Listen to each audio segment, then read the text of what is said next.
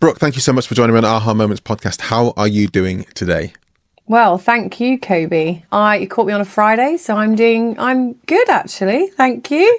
Yeah, no, really excited to be here, and all good. Busy but good. How about you? Yeah, I'm good. Like I say, Friday is a great day to have these. I always enjoy these conversations, but also, puts a spring in my step when I've got a pod recording on. So it's great to speak to you and get to know you through the next half hour or so. Before we started talking, you said you're training for a marathon, and that's your weekend plans. Does that fill you with dread or excitement? The long run that you need to do on the weekend before, as part of your marathon training. Yeah. I think it's mixed emotions. I have like a love-hate relationship with it at the moment, where I was running for just trying to keep fit and get fitter because I put on some weight over COVID and had to get rid of that like festiveness that had happened over, not like all COVID. I was like, come on, you've got to get fit again. I love my walking. So did Couch to 5K and just started running for pleasure. And then one of my lovely team, who is a athlete and could just probably run 100 miles off the back, was like, just go for a marathon, it'll be fine, you'll be fine. I was like, So signed up, and then I was like, oh God, now I really have to do it. Yeah. So I love it. I love the feeling of the achievement afterwards, but I do still get that, oh God. Oh no, not now. I'm up at 5 a.m. in the week to go out for a run, then walk the dog, and then get to my desk. So it's a lot to fit in. I don't know how people do it with children, because I don't have children. So I have a newfound respect for how busy people are. It was way easier before I had the kid, and it's harder with. And now I try to carve out a bit of time in lunchtime out of the work period. So that works, but that doesn't work for a long run. I can't take out 3 hours for a long run.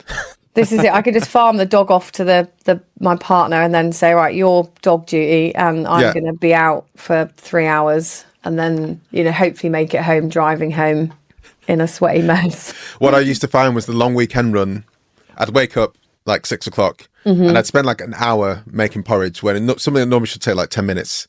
I've noticed it would take me like the longest time to make and eat it, because I'd be like, I'd be fully dressed, making this porridge, I'd drag my feet, and then it's like, okay, we just can get out the door now. Get out there. Come on, Kobi, get out. And once you get out the door, it's fine. And once you get back, it's amazing. And then you're like, I should have just started earlier. Do you find the eating part of it, the fueling part, is the hardest? Because I don't eat in the morning normally. I kind of start eating at lunch. That's just my normal eating rhythm. But now I'm doing the long runs, I do have to try and What's in you first? Yeah. It's hard to get that right though, because then you get cramp, and then you've got a stitch, and then emergency toilet breaks are going on, on the way. That's it is all part of the practice. It is like genuinely finding food you're going to eat on the morning before the run, your marathon, is like a key thing. So don't like suddenly decide to have a full breakfast the morning before, because it's amazing actually how such small changes in your food really have a massive impact on your performance. It's 100%. Yeah. Now I'm eating, I'm not training as much as I used to, but now I'm making a lot of my own food from scratch. Yes. I do notice a lot of difference. And at the moment, I'm not eating sugar. And that really helps me as well. How is that? Because I have a sweet tooth. Yeah, honestly, like I used to be able to devour, and I probably could still devour a whole like tray of 12 Krispy Kremes. Not even touch the side. So I know that's something that physically I need to not do that. How fast was your marathon? What did you do your marathon in? Just out of interest, and where did you do it? I did Manchester Marathon, and it was like just under 4 hours, like 3:50. Wow, that's so good. 6 or something. Yeah, I was happy with it. I didn't die. I literally, the last 3 miles was a walk. And the funniest thing is, one of my friends was there champing on a lot of other people in Manchester, and she caught me in the last like mile where I was almost like crawling, and she was walking alongside me taking pictures like that. Don't you love your friends when they do that? I love it. I loved it. I was like, great, why not? Yeah. But also, it was just literally, I was walking that slowly that she was able to like keep up with me, and she was wearing like full jeans and stuff like that, and like, a heavy coat. Yeah, exactly. High heels, and she's keeping alongside me. I wouldn't be able to do that now, though. That's brilliant. But we're here to talk a bit more about you and where you how you got to where you got to. So you're the MD and current transitioning process with Broadly Speaking. So we had a brief chat a week ago, and you told me a bit about your background. I was like, this is really interesting, and I think a lot of people would like to hear about how you got to where you got to. So can you tell us, first of all, introduce Broadly Speaking, and then I'll dig a bit deeper. Yeah, brilliant. So Broadly Speaking, so we're a global B2B sales and marketing agency, and the business has been going for nearly 28 years. Had a very inspirational start and birth from Broadley, who is the former MD and founder of Broadly Speaking, hence the name. She used to be quite a top sales person in advertising in London, and her husband decided to move to the southwest, to Devon, to raise their children. She quickly got bored after not just being a parent, but, you know, she had the kids and everything. She was like, now what do I do? And she was like, I want to get back into work. So she started the business from her front room. So she's been one of my inspirations over the 12 years I've been at Broadly Speaking. So yeah, we support businesses globally with any of their new business development and marketing needs. Anyone who operates in complex sales cycles, or they have high value products and services that they're looking for help with new customer acquisition, growth within existing clients, and so on. So yeah, that's Broadly Speaking in a nutshell. So it'd be interesting to dig down into what you mean by a complex sales cycle, because I know I work quite a bit with B2B, and some sales cycles can be 18 months plus for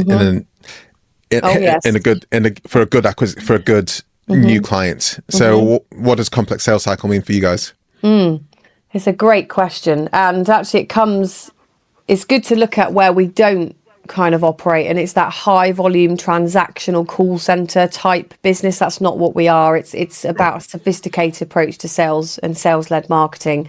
So a complex sales cycle, it goes back to really looking at the landscape of sales now, when you're looking in the B2B higher value of products and services space, where there's lots of different buyers involved. I think if you look at Philip Kotler, Miller Hyman, some of those kind of influencers on sales and marketing, the processes and the approaches that have been around for years are still very much fundamental, those principles in what we do. You might have 5, 6, 10 buyers who could be involved in any significant B2B purchase. So if you can imagine, as you say, some of our client sales cycles are 5 years from conception in that first appointment. So that's what we do, is our job is to get them in there with a senior buyer who's got the budget authority and need at the right time, preferably, and actually influence the decision for that purchase of the product or service.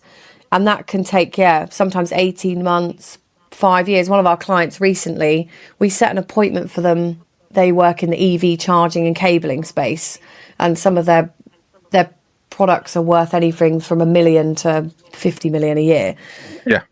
5 years ago, we set an appointment, our first appointment, and they've just converted it into new business, and that's worth about 20 million a year for them. So that takes so much to build that relationship, get them in there early, influence all those different decision makers. Some of them you don't need to meet with, but they need to know who you are, and they have power veto over the product and service. So complex is not necessarily a complex product or service, because that is another thing where we've worked with businesses who do antimicrobial coatings for heart implants, and atomic layer deposition, which is way beyond my knowledge base, by the way, so don't ask me any questions on that. We had a science team looking after that.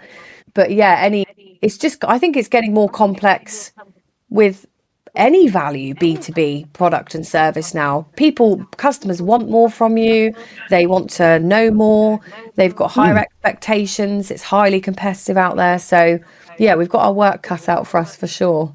Well, that's part of the interesting thing with the B2B side of things, is because I don't work so much in the direct to consumer or B2C.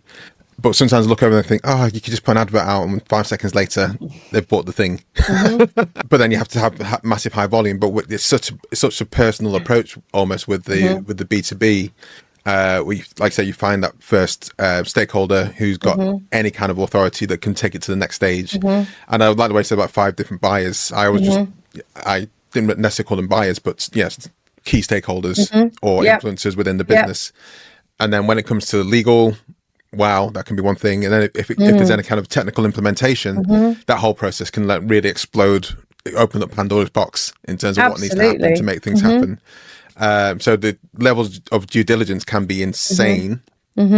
But then if it all works, the payoff is fantastic. And then hey, they don't want to churn away from that, do they? They don't want to go through that process again. Why would they? So no, and I think it's worth the effort. Absolutely. But I think a lot of businesses out there who are still in quite reactive mode, so they wait for tenders to drop. They wait for, there to be an opportunity kind of land on their lap, radar. And that's and that's just because they've operated like that. But it probably seems quite daunting. God, we've got to spend months and years trying to influence all these buyers, trying to meet with them, trying to use a hyper personalized approach, as you say, because when you've got that buying group or stakeholder group, that matrix, they're all going to be very different people in different roles, have different needs, have different challenges that keep them awake at night. So you can't treat them all the same. Because they can be like, well, hey, I'm in finance. Why are you treating me like somebody in procurement? That doesn't resonate with me. So I think sometimes it can seem like a lot of work, but as you say, the payoff, and what we try and do is take the pain away from clients. So we do all that legwork. We do all that foot soldier piece, and then they get the qualified appointments and go and do their great job at selling. And how do you position yourself with your potential clients and current clients in terms of, I like the way you don't wait for it to fall in your lap. How do people react to that? Because I know a lot of businesses are built from referral, and a lot of people aren't natural salespeople. They're not a lot of companies aren't naturally going out there. How do you position yourself to, show your benefit and show you can do and back yourselves up and show you can walk the walk? I think that's a great question. And you're right. A lot of senior sales teams are operations backgrounds, technical backgrounds. So a lot of the businesses we kind of engage with, it's right at that first step. So it's right in that first exploratory conversation. So the way we can position ourselves best is I don't sell or even talk really about the services that we offer in that first hour or two with a prospect. When I first get them face to face or on Teams, it's about, you've got to really find out what makes them tick, what their culture is as a business, what they're focusing on, what their wider objectives are, what their perception of a lead, of how they run their sales cycles, how they operate as a business. There's a lot of traditional businesses out there where they don't do the multi-channel approach, and there might be someone in place that doesn't really see the value of that. And it's about really getting under their skin and getting in the DNA of that business, the people who you're talking to, the sales leaders, the marketing. How does it all work? And then it's about asking those provocative questions. Okay, so you've done it like this for 20 years and it's not really working. What about looking at it like this? What if I gave you a magic wand, what would good look like? You're telling me you want to grow 20% year on year, but you're not willing to look at LinkedIn paid campaigns to influence your buyers who are all over LinkedIn. So we know it takes 8 to 10 touch points to get somebody interested, get them over that level. Some people are saying 16 now, 16 touch points for that. There you go. Yeah. And that doesn't surprise me. It's just getting more and more. So I think it's all in that first exploratory conversation. And if I really feel like someone isn't bought into the value of new business development, the way we do things, then it probably wouldn't be a relationship we can work with. Someone they do have to be open to a certain level on, and we're really clear, transparent on our KPIs, the deliverables, give them case studies, talk them through how it works with other clients. But I think we position ourselves differently depending on who the business is, what they're looking to achieve, and they've got to feel like we're an extension of their team, not an outsourced, just a third party, because it doesn't work like that. It's collaboration both ways. Yeah, awesome. How did you join Broadly Speaking? 12 years is quite a stint for most people these days. I know. It looks like you're taking the helm shortly, or you are taking the helm. Yeah, I did. I was a bit unconventional with my route into business. So I just left school at GCSEs, just went out into the world of work, loved working, and came up with Broadly Speaking in 2013. So I went for it, and it took me quite a long time to get the job. Sorry if you can hear the dog barking. Shush. No, we have tend to have a lot of dogs and cats on Teams. He likes to be vocal. He's like, Toby, why aren't you asking me a question? I'm really important in this. What favourite dog biscuit? What's your favourite dog biscuit?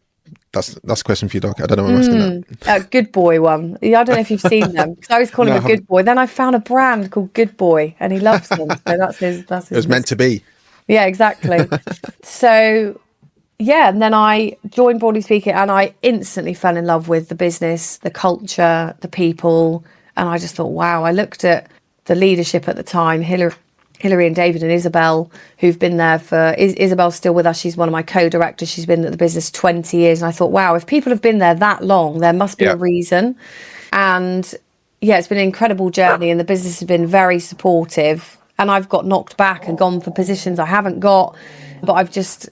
that fire and passion for growing the business, I always thought, I really want to help grow this business further, like beyond, so I'm just going to keep going. And I've had exposure and working in so many different industries for so many different clients in so many different locations.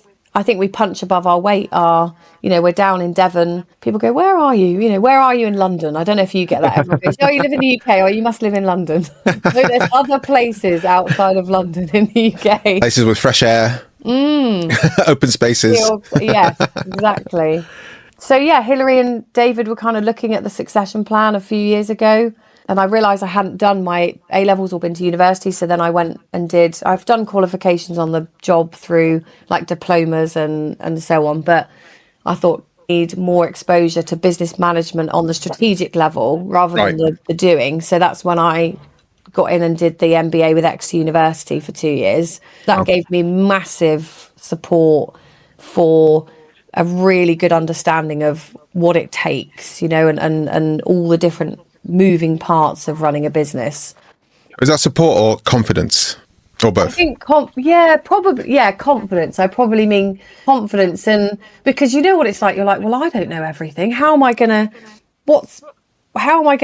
sort accounting out if I don't know anything about bookkeeping or finance? That's not my strong point. I'm a seller. I'm the warm, fuzzy, happy, have a chat with anyone kind of, and I love the blue skies thinking and the creative side of things. But if you put a spreadsheet of finance in front of me, I'm like, really? Get it out of there. Yeah, I know.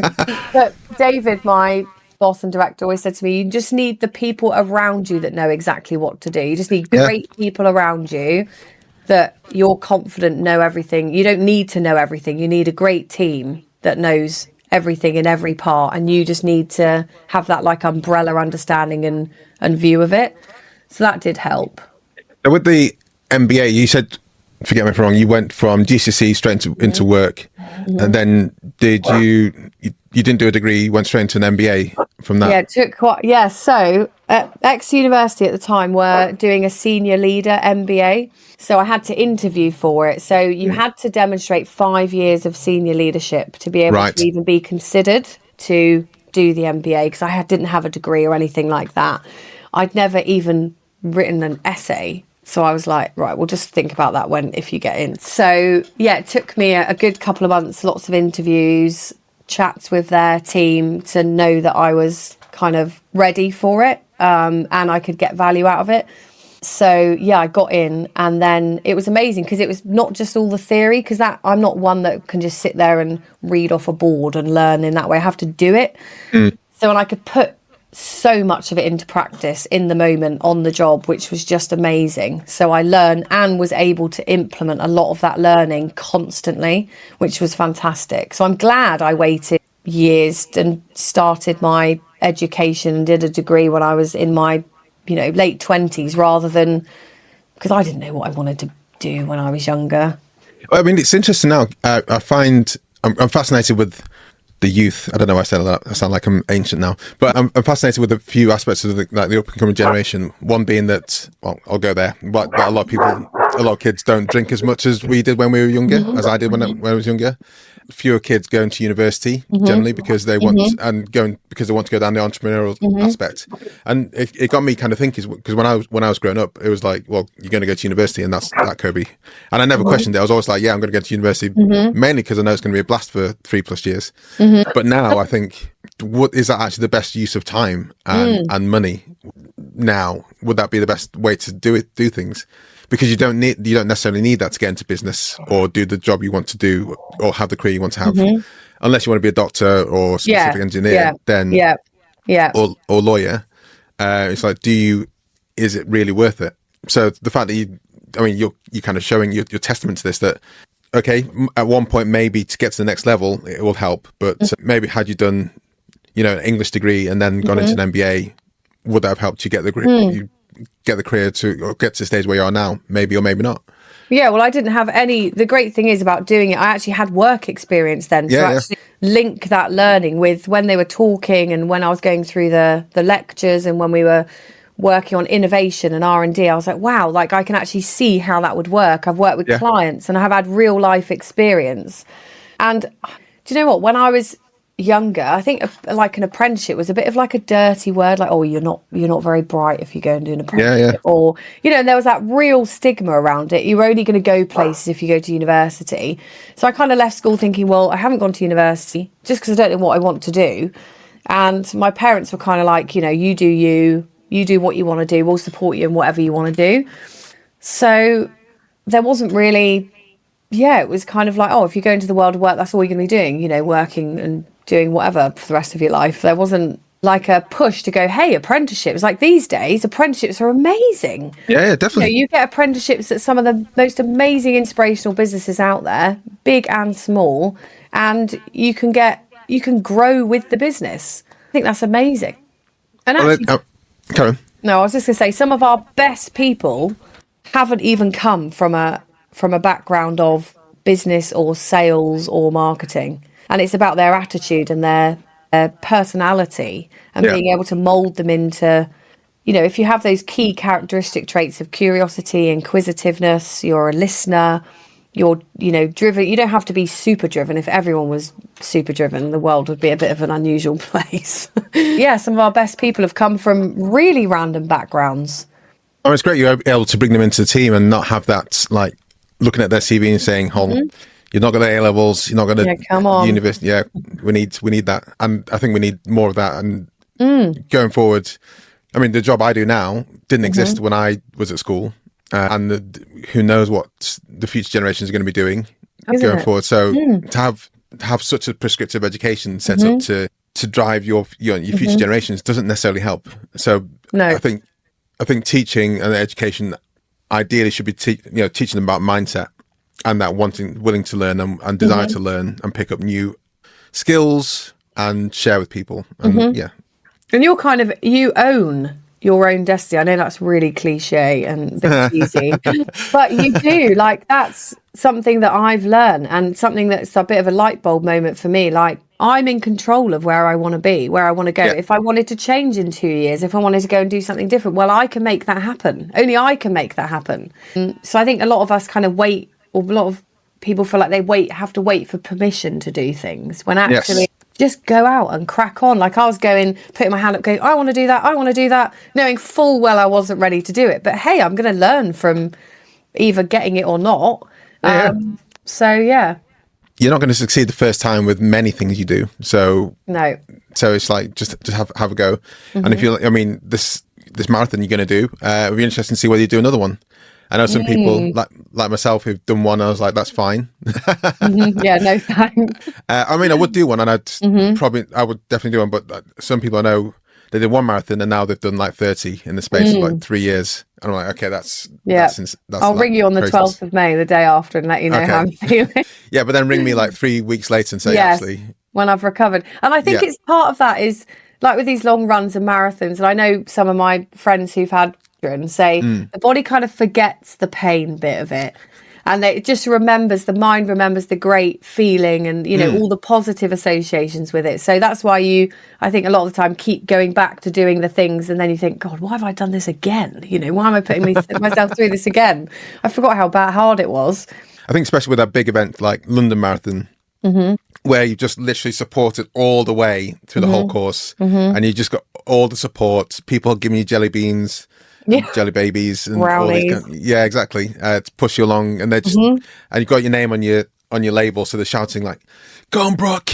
Go on, Kobi!" It is kind of like addictive scenario. But yeah, that's a similar kind of thing, right? As we're talking to.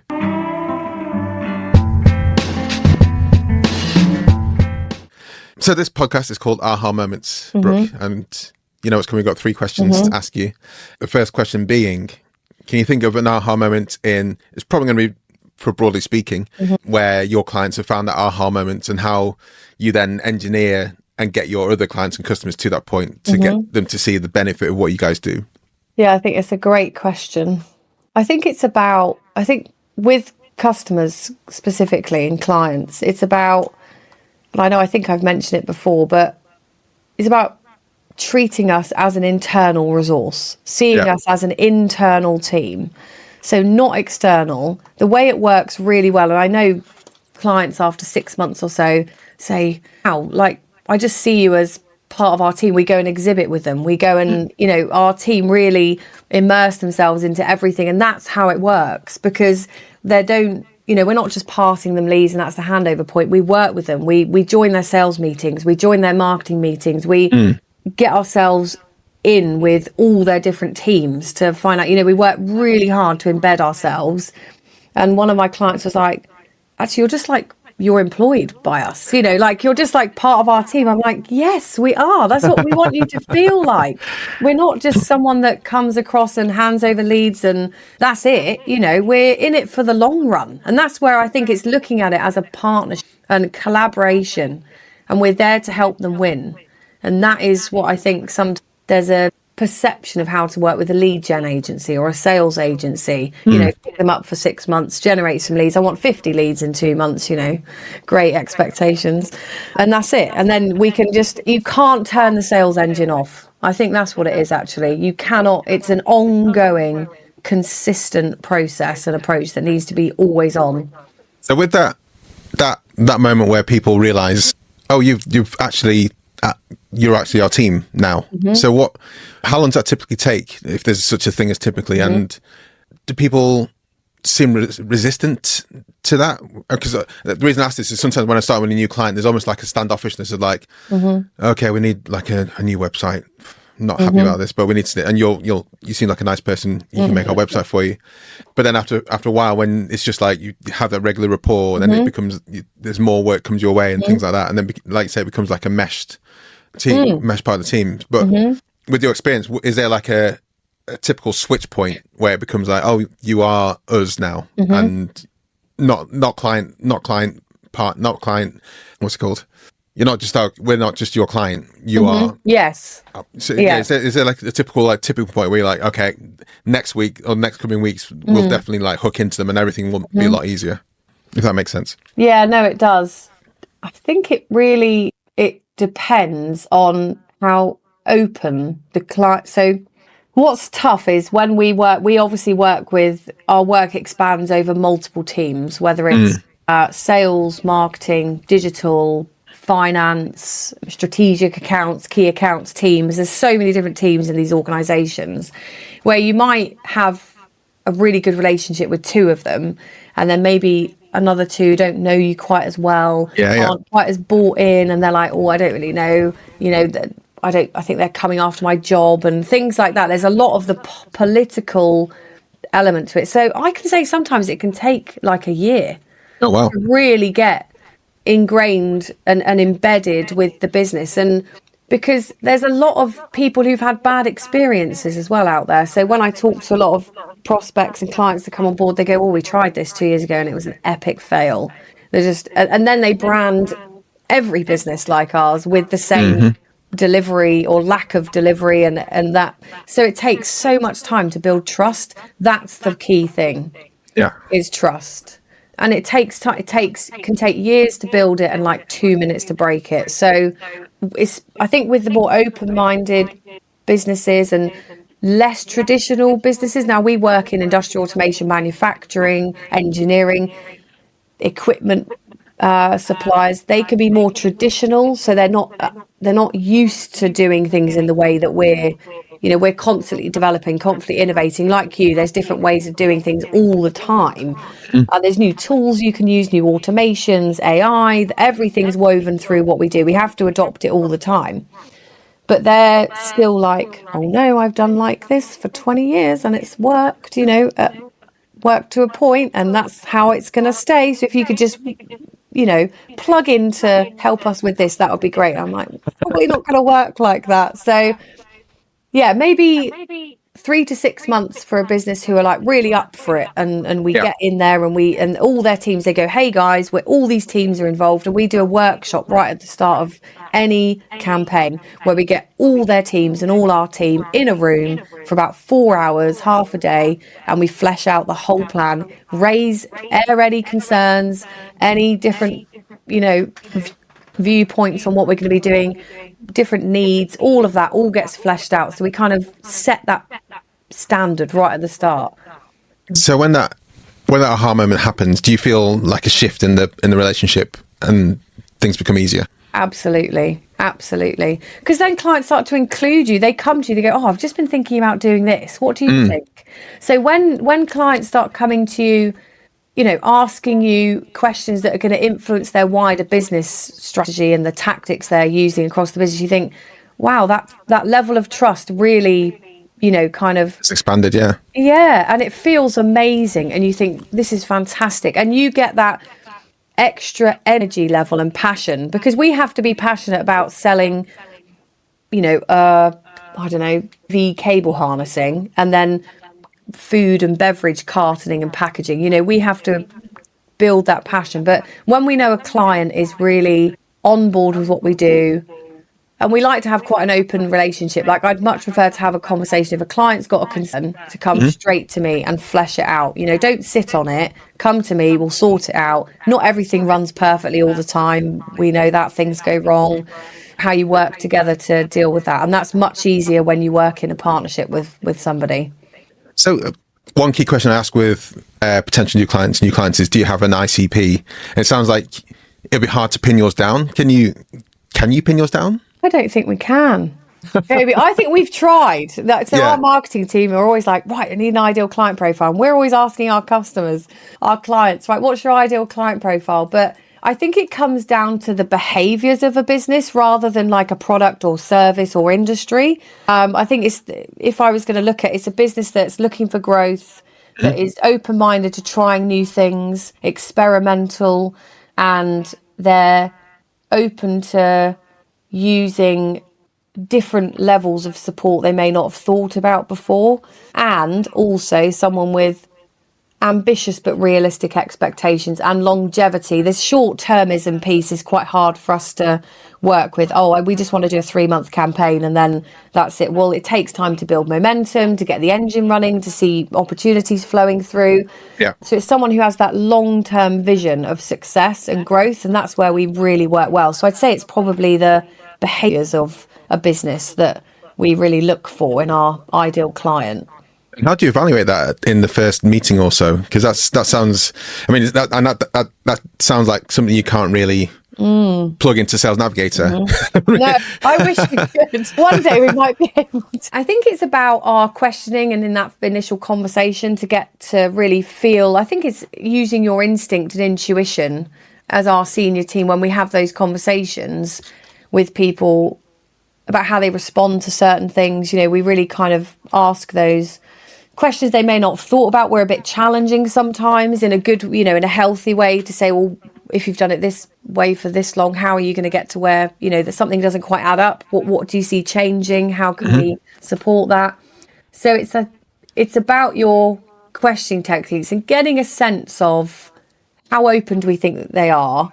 How do we think we could work with them? And, if I'm honest, you do have to turn some people away, because if I don't think it's going to work, if I don't think it's going to work and our cultures won't align, and our principles and values, and everyone's got to have a different view of things. It's great, diversity in thinking, diversity in all of that is great, but it drives the wrong behaviours, and it's usually quite a toxic relationship we would have then, rather than, and the team don't really want us, go on the calls with the clients because they're not professional, or they don't see it the way we want them to see it. So it's quite hard. So I think we've learned that over the years, that actually it's not worth it. Yeah, of course. So the second aha moment question is what aha moments have you had, or an aha moment you've had in a product or service that you buy yourself, that you use either for business or for pleasure? Oh, myself. So it could be an app, it could be exercise bike. Well, I probably have to say, if there's an aha moment with something I've put, is running shoes. Oh, wow. I've never had I just thought, just get a pair of 50 quid, New Balances. It'll be fine. That'll be fine to help you go fast. Then there's carbon plated running shoes. Yeah. God, it is a minefield. I have a new appreciation for lovely running shoes. And I think investment in your joints, it's not only, it's your joints, it's you don't want to get injured. I don't want to have, go losing all my toenails in runs and so on. Not a very nice look. So I'd say, that is one investment you have. It doesn't matter what shorts you're wearing or T-shirt or whatever, but your shoes are critical to your performance and to support your physical health. A friend told me, I bumped into a friend like 20 years ago, and he's like, I just did a half marathon, Kobi. And it's like, that's insane. What are you talking about? Because I thought it's supposed to, even at 25ish or whenever that happened, for some reason I felt that was for elite athletes, and he definitely wasn't one. He definitely wasn't one of those. And then he told me he spent like £100 on running trainers, and I was like, I don't know what you're talking about again. This makes no sense to me. Then like a year later, I'm going to running shops and I'm doing like the gait analysis. The gait analysis, and like not caring about what it looks like, but what it feels like, and spending too much time on running and triathlon magazines, evaluating different trainers. I was like, do I want low profile ones? Do I want light ones? No. Do I want ones just for the race? This is it. There's ones for distance, for speed, for over, all the different styles of gait, the drop that you've got on there, and you don't realize it until. So I've recently got a new pair of shoes because I was like, oh God, I've done like nearly 500 miles in my other shoes, and that's it. So that's another thing. You're tracking the time and distance running these shoes as well. So you're well in there. Yeah, because I've got Adidas trainers I've had for like 15 years, and they're still fine. They still get me from A to B, but these are different. So yeah, definitely, I think that was like a whoa. Okay, I do need to invest in these because this is helping on so many levels. So what was it like getting the first decent pair of running shoes compared to It was like running. It was like, I was like, oh my God, why have I not done this before? No wonder people are, running and smiling for the first couple of miles because they haven't got flat trainers that are unsupportive. No, you get no propulsion. Yeah. It was just like a dream. I was like, wow, a pair of trainers that can actually propel you forward. I mean, it is amazing. And then like I say, I fully get it, I understand. And now it's going to make me want to go onto wiggle.com if that still exists and look for new trainers. Oh, it's fun. And then if you do triathlons, because then you can get trainers which are more for like running off the bike and elasticated laces. Amazing. Yeah. I don't like riding bikes. I won't go into that, but I've had me and cycling haven't had a very good history of me falling off and hurting myself lots. So I just stay clear of them. That's fair. Don't hurt yourself. And the last question is, any personal aha moments or life hacks that you'd like to share? Life hack. I honestly, and I think this has really come to me in the last year or so, is don't underestimate what you can do. And like I said before, you have to make things happen yourself. You can't wait and then, something might happen or somebody might, provide me an opportunity. You've just got to go out and get it, and it is painful, and sometimes I've put myself out of my comfort zone too much, and I've really felt that. But I think it's about pushing yourself at a level that you can deal with and you can, that helps you grow.